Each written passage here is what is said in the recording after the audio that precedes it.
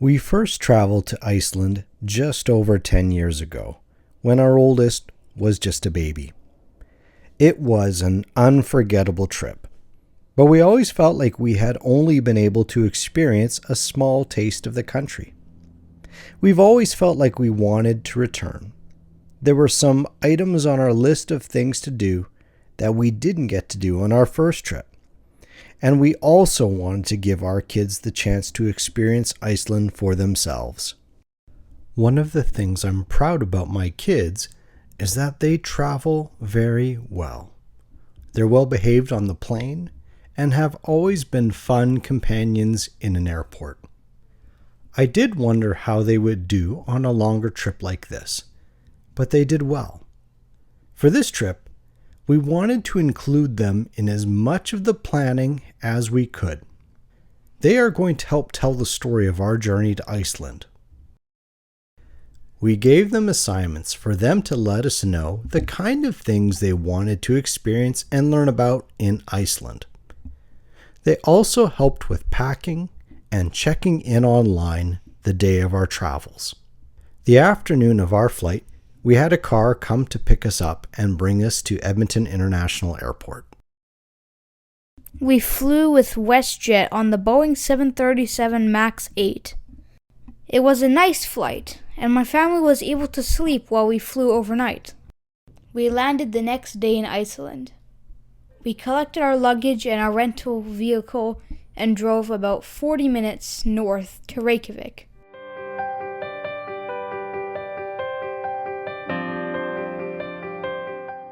It was too early for us to check into our apartment, so we explored the city a bit and looked at some cool stuff.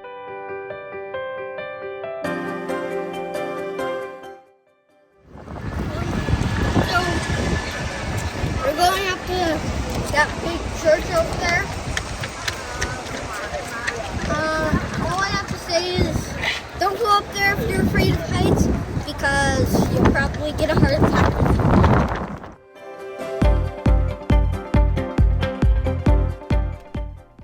Our grandparents sponsored us to experience Flyover Iceland.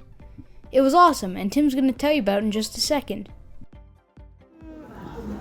It was really fun. It dropped gentle breezes of mist in your face. It was 40. It feels like you're really flying. Or something in my eye. And I'm just gonna tell you right away, they don't give you barf bags. But if you're afraid of heights or sensitive to light, this shouldn't be a problem. On this trip, we rented an apartment located in the downtown area. This was a win for us. It gave us some extra space to relax, but having a kitchen allowed us to cut down on our food budget by cooking a number of meals at our home base. The kids also had their own room, and the reliable Wi-Fi allowed them to use their devices. On food, Reykjavik has a lot of options when it comes to food. We didn't struggle with finding food that the boys would eat. On one of our first nights, we went to the Hafnartorg Gallery Food Hall. Some of us went for sushi, and others went for tacos.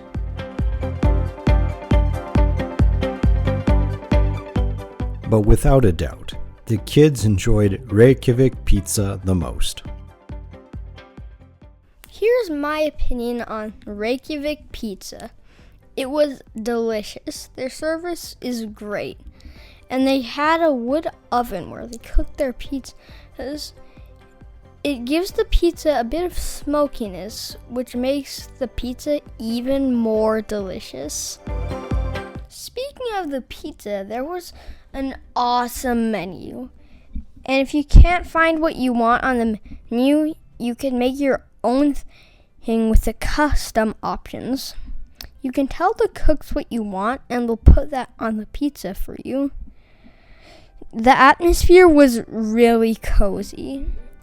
So overall, it was a great experience. Reykjavik has a wonderful coffee culture. For me, almost every morning included a walk over to Reykjavik Roasters for a relaxing cup of coffee. The location of our rented apartment in Old Town Reykjavik made it very easy to walk to bakeries, cafes, and restaurants. The cafe became a part of my morning routine on this trip. My kind of coffee. Great quality, unhurried atmosphere, and it had a very independent local spirit that I love in good coffee shops.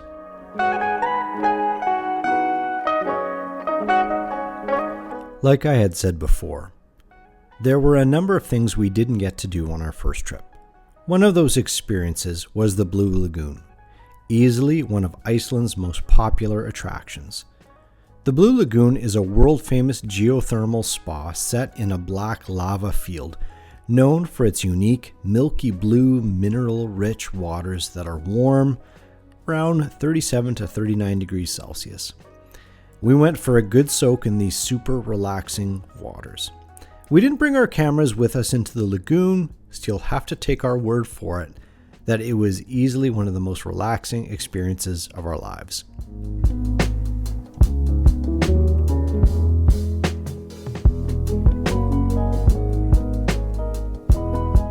Iceland is a beautiful country that's almost always ready to take a photo, and we took many. Photographers from all over the world travel to Iceland to capture the landscape. There are a number of times on this trip where I felt like I've seen some of these landscapes before on computer desktop backgrounds, posters, or even scenes from movies.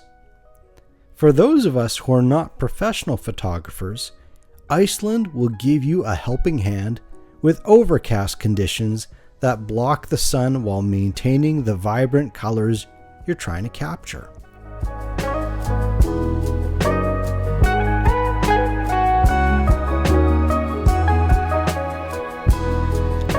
Renting a car helped us to explore the country.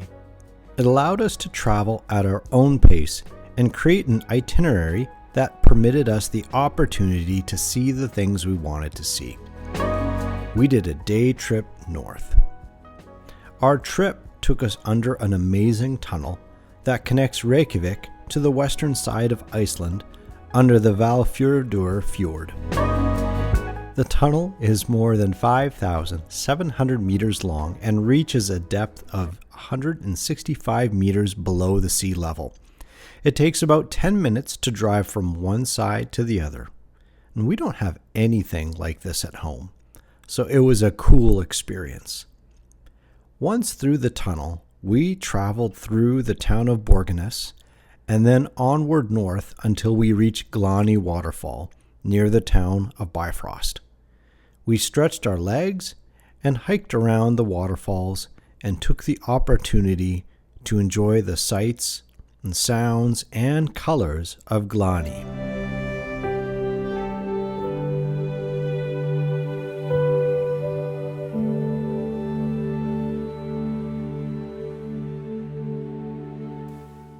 One day, we went on a road trip to the northwest part of the island, to a beautiful town called Stykkishólmur. There, we spent a night at a hotel and had some delicious fish and chips in a local restaurant. The next morning, Tim and I played at their local school playground and had some really funny moments on their zip line. And I have to say, well, just look at these videos.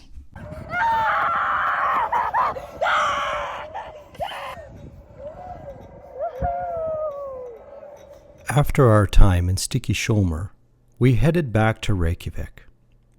This time, we took the other way around so that we could pass by the majestic and frequently photographed Kirkjufell mountain and spent the afternoon in that region before heading home.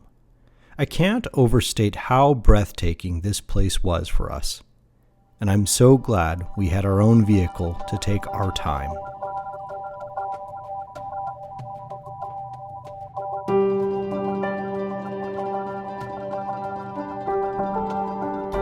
After a relaxing day in Reykjavik, we took a trip along the south side of the country. And as a family, we decided to suit up with our rain gear and hike along the inside of the iconic Icelandic waterfall called Skogafoss. I really enjoyed seeing the boys get up close to the waterfall. Yes, it was cold and wet, but we'll never forget it, and I'm so proud of them. My wife took this photo of the boys and I think this is one of my favorites from the trip. It made me happy to have them along on this adventure.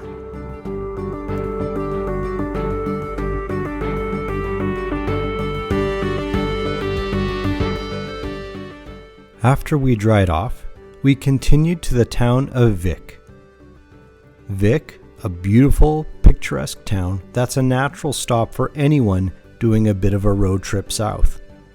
We had a satisfying lunch at a local brew pub, and then we spent some time exploring the black sand beaches of Reynisfjara.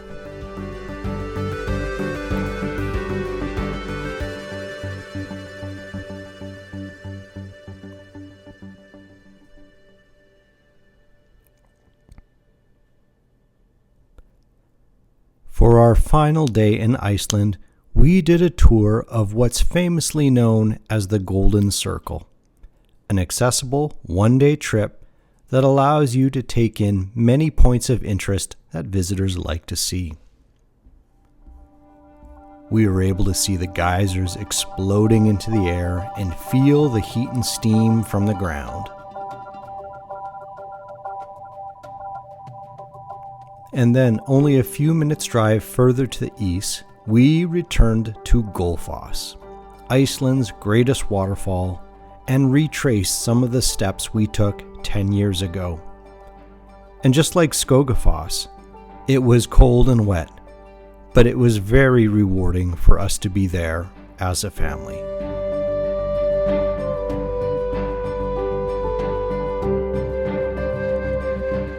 From there, we made our way back to our home base in Reykjavik. But before that, we feasted.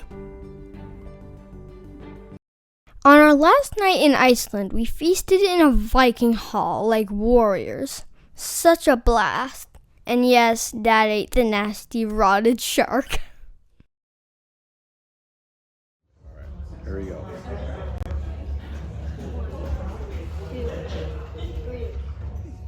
Timmy don't need to count.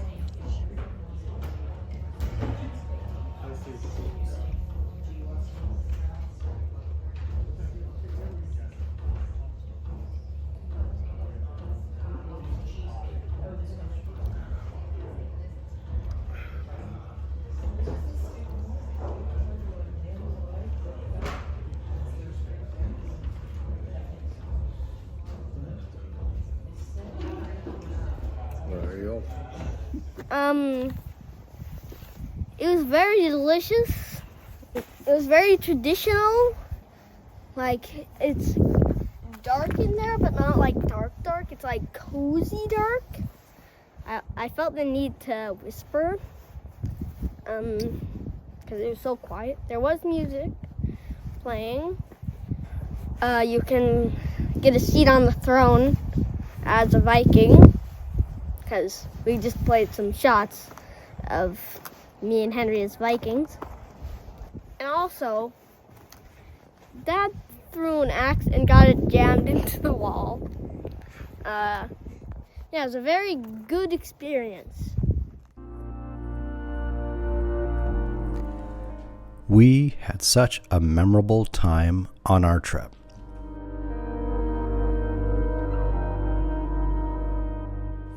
There was a lot to do, but also ample opportunity to feel relaxed while enjoying the sights, sounds, and culture of Iceland.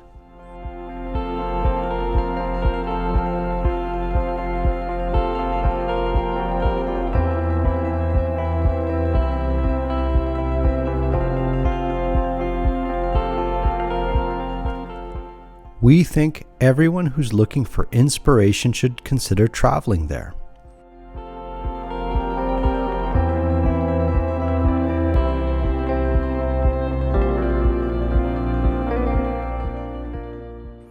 Iceland is great for families, but it's also a great country for families who are seeking adventure.